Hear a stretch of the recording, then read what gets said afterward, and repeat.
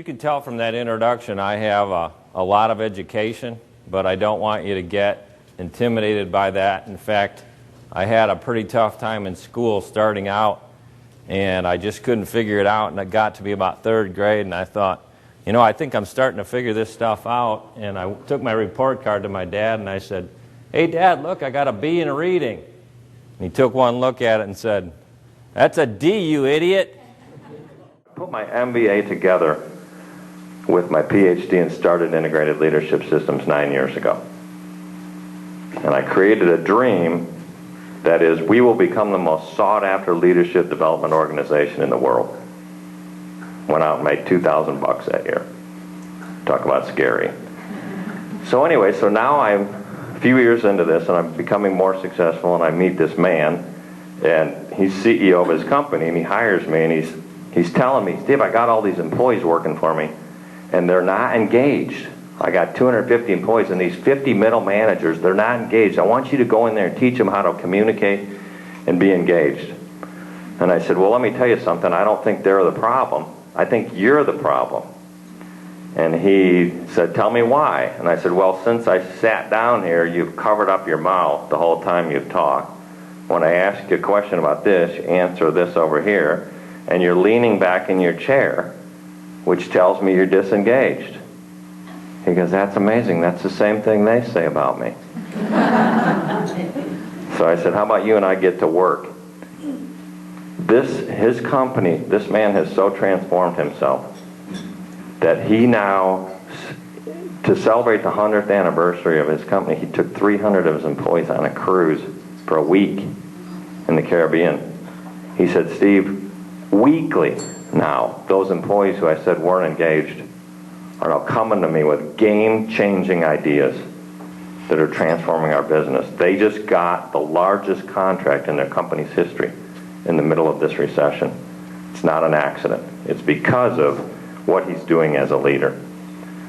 So then secondly, so understand what you're feeling. Make the emotions work for you, not against you. So the problem with this is you never know what you're going to get. So everybody has their stuff together on the beach when they're sitting in their den thinking about. But it's when we get surprised that we have trouble. So I'm just laying in bed, and I got two daughters, and they're beautiful, beautiful girls, Molly and Julie. Molly's 22, about to graduate from college, and Julie's a junior at sales in Columbus.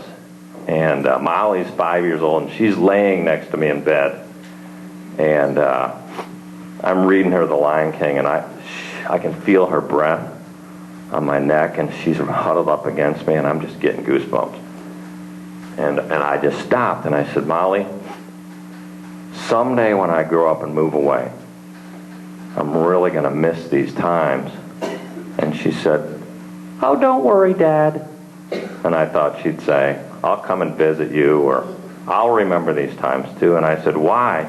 And she said, "You'll be dead." I'll talk to you today about authentic leadership and what it means, in my opinion, to be an authentic leader, and also learn from you. One of the things that I feel about, I love what I do because I get way more education from working and listening to people than I feel like I teach them. There's a lot more knowledge about leadership here than here. People that lead don't worry about the result as much as the process of helping other people, making a difference.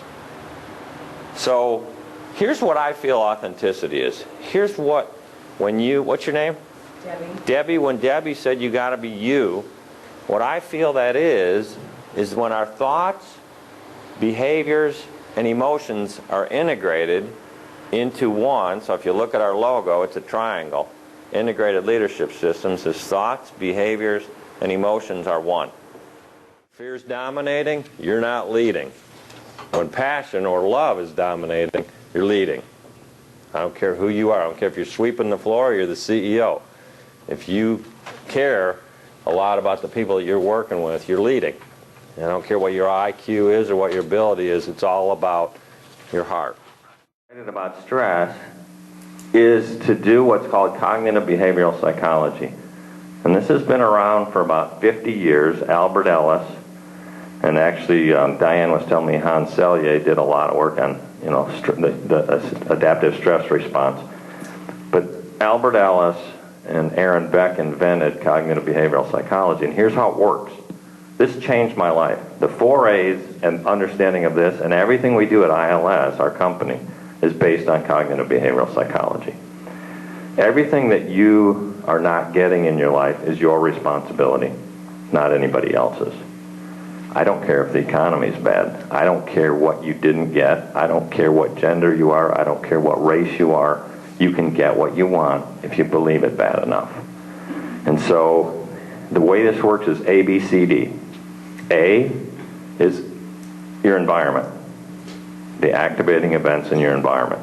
B is your beliefs about those activating events. C is the consequent emotion from those beliefs. And D is your behavior, your dependent behavior based on those emotions. So we got activating event, beliefs, consequent emotions, dependent behavior, A, B, C, D. When we blame the environment, A, for our behavior, D, I can't get a raise because you won't treat me right. I don't get enough support at home. My wife's not supportive, so I'm not a happy man. My kids are a pain in the neck, and so I am stressed out all evening and I'm not effective at work. You name it. If you're blaming A for your behavior, D, you can't lead by definition. The environment is leading, not you. All leaders understand that the environment is stressful. It's a given. And one of the best things Leukter ever said to me is, buddy, you better accept that you're going to be anxious until you're dead. The alternative to feeling anxious is not to breathe. It's just, life's hard. Deal with it. Stop wishing it wasn't. The key is to make it meaningful. Don't try to make it not stressful. A lot of what makes life worthwhile is stress. By trying to make my company the most sought-after leadership development organization in the world, I've created a lot of stress on myself. And it's wonderful. I love it. I love climbing that ladder. The more I climb that ladder, I told you we did $2,000 our first year. We did $400,000 last year. All right, and now I have 4 consultants working for me. My wife works there full time. We're growing about 30% a year right through this economy. Why? I think it's because we care. We are sincere. We're authentic. I dearly want to help people. I look around me and I see a lot of pain, and I want to make a difference.